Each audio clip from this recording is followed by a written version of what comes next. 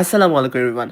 উত্তরাতে একটা নতুন rooftop restaurant open হয়েছে আর এটা নিয়ে তো আমাকে বলতেই হবে বিকজ এর আগে এত বিশাল রুফটপ রেস্টুরেন্ট আমি উত্তরাতে কোথাও দেখি নাই। এর আগে আমি উত্তরার সেগ্রেতে গিয়েছিলাম বাট এই রেস্টুরেন্টটা তার থেকেও বিশাল আর এই জায়গাটার নাম হচ্ছে সানসেট বিন। সো বেসিক্যালি আমার অনেক ইচ্ছা ছিল যে বুফে খাওয়ার, তো আমরা বুফে খেতেই গিয়েছিলাম হচ্ছে উত্তরার বুফে লাউঞ্জে, বাট সেখানে গিয়ে দেখলাম কি একটা নতুন রেস্টুরেন্ট ওপেন হয়েছে।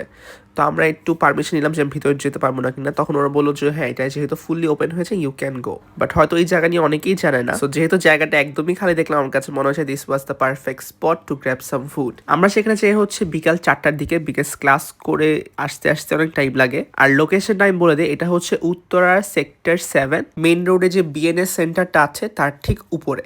যেহেতু বিল্ডিং একটা মার্কেট এরিয়া, আমি একটু কনফিউজ ছিলাম যে এখানে রেস্টুরেন্ট হবে না কিনা, বাট পরে ভিতরে লিফট দিয়ে ঢুকে দেখলাম যে না আসলেও উপরে রেস্টুরেন্ট আছে। আর বিএনএস এটা তো অনেক আগের, সো আমার আইডেন্টিফাই করতে একটু সমস্যা হচ্ছিল।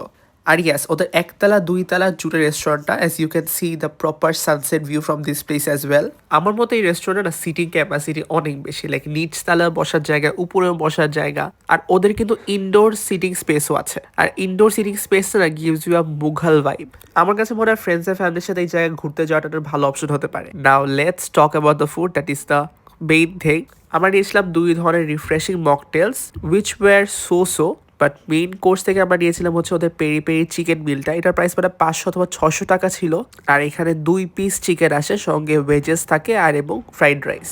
I was really craving for a good peri peri chicken meal, but এখানে যে পেরি পেরি সসটা ইউজ করা হয়েছে সেটার মধ্যে না মশলার ফ্লেভারটা অত বেশি প্রমিনেন্ট ছিল না। বাট ওদের প্রন টেম্পুরাটা এতটা বেশি মজার ছিল, বেবি একদম গরম গরম সার্ভ করেছিল, তো আমরা এক বসায় সব শেষ করে ফেলেছিলাম। প্লাস আমরা প্রচুর ক্ষুধার্ত ছিলাম বিকজ সকাল থেকে কিছু খাই নাই। এছাড়া আমার একটা ফ্রেন্ড ওদের ফিশ অ্যান্ড চিপস দিয়েছিল। সো এখানে আর কি আপনার ডোরি ফিশটাকে ব্রেড ক্রামস দিয়ে ডিপ ফ্রাই করা হয়, সঙ্গে একটা টার্টার সস সার্ভ করে। টার্টার সসটা এত মজা ছিল যে আমাদের রিফিল করতে হয়েছিল। তো আমরা যখন এগুলো খাচ্ছিলাম তখন দেখলাম কি ওদের লাইভ কাবাব স্টেজটা একদম কাবাব গ্রিল করা হচ্ছিল, ওইটা দেখে আই হ্যাড টু ট্রাই। ওদের এছাড়া মেনুতে অনেক ফ্যান্সি ফ্যান্সি আইটেম আছে, বাট আমাদের যেহেতু বাজেট অত বেশি ছিল না, তো আমরা 2 ধরনের কাবাব, নান এবং একটা বিরিয়ানি অর্ডার করি। কাবাবসগুলোর মধ্যে নিয়েছিলাম হচ্ছে টাংরি কাবাব, আর এটা ছিল হচ্ছে chicken makhmali kabab. So makhmali kabab because এটা না একদম রেশমি কাবাবের মতো, বাট উপরে একদম গরম গরম বাটার দেওয়া থাকে। আর এই কাপটা এত বেশি নরম যে মুখে দিলে গলে যায়। অন্যদিকে টাংরি কাবাব একদম মশলাদার ছিল, সঙ্গে যে মিট চাহিদা দেয় সেটার সাথে কিন্তু ডিপ করে খেতে বেশ ভালো লাগে। এর সাথে আমরা 2টা বাটার নান নিয়েছিলাম যেটা বেশ সফট ছিল। আমার কাছে মনে হয়েছে যদি আপনি বিকালের দিকে যান এবং একটা সানসেট এনজয় করেন, এক কাপ কফি খান এবং কাবাব খান, তাহলে কিন্তু